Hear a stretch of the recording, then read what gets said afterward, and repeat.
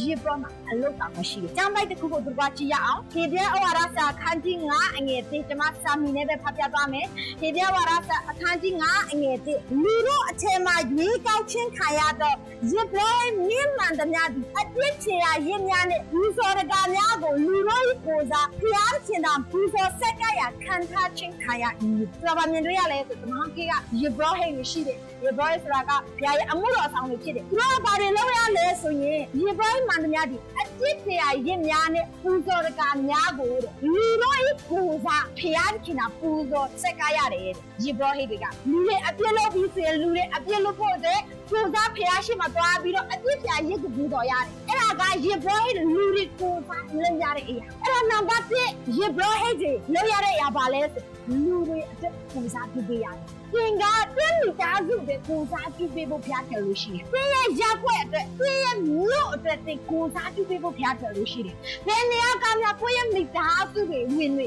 ကိုယ့်ရဲ့ဆွေမျိုးသားချင်းတွေကဲတင်ချင်းရဖို့ဖျားရှိမှမသားရပြီလေ။ဖျားရှိမှကိုစားသွားပြီလေ။ဒီမှာအောက်ခင်မှာရေပေါ်ဟဲ့တဲ့လူတွေအပြစ်ရှိပြီဆိုရင်သူကအပြစ်လုပ်ဖို့နဲ့ဖျားရှိမှကိုစားသွားပေးရတယ်။ယခုခေတ်ရေပေါ်ဖြစ်တဲ့ဒီနဲ့ကျွန်တော်လေလူတွေကိုစားဖျားရှိမှသွားဖို့လိုရတာဖြစ်တယ်။ဟာလေလုယာ။ပြတ်သားလိမ့်မယ်သိမတောင်းဘူး။ဒါပေမဲ့သူတို့အသက်တင်ဘယ်နှခါကိုစားပြီးပြီလေ။တရားဆွေမျိုးတွေဖျားကိုမသိဘူးမယုံကြည်သူတွေ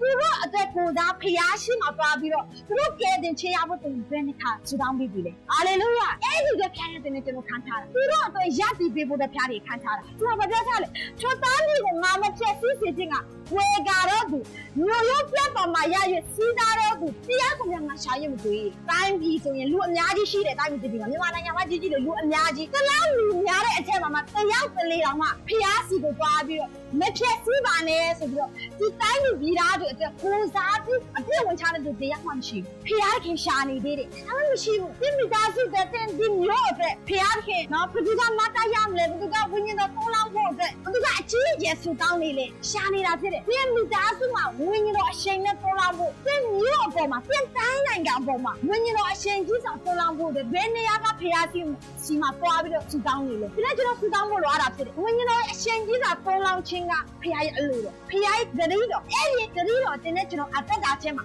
မိသားစုထဲမှာမျိုးအပေါ်မှာတိုင်းနိုင်ငံအပေါ်မှာပြည့်စုံတဲ့ဖျားရှင်မှာဆူတောင်းနေလို့ဖြစ်ဖို့လိုရတာဖြစ်တယ်ဟာလေလုယာဒီမှာရှာလို့မသိဘူးအဲ့ဒါနောက်ဘာပြောလဲဆိုချိုးချောင်းငါအမျက်ကိုငါသုံးလောင်းနေဖျားရှင်မှာမတရဲ့မဲ့သူမရှိဘူးဆိုဖျားကသူ့အမျက်တော်ကိုသုံးလောင်းသူ့အမျက်တော်ကိုတဲ့ရောက်စီမှာအဲ့ဒီအပေါ်မှာအဲကြောင့်မိသားစုတွေမတရဖို့လိုရတာဖြစ်တယ်သင်ကလူတွေအတွက်ကိုစားပြုပေးဖို့ဖျားတယ်ခေါ်ထားတာဖြစ်တယ်ဘေးကလူတွေအမှုတော်ဆောင်တွေပဲသင်အတွက်ကိုစားပြုရတာမဟုတ်ဘူးသင်ကိုယ်တိုင်ကသင်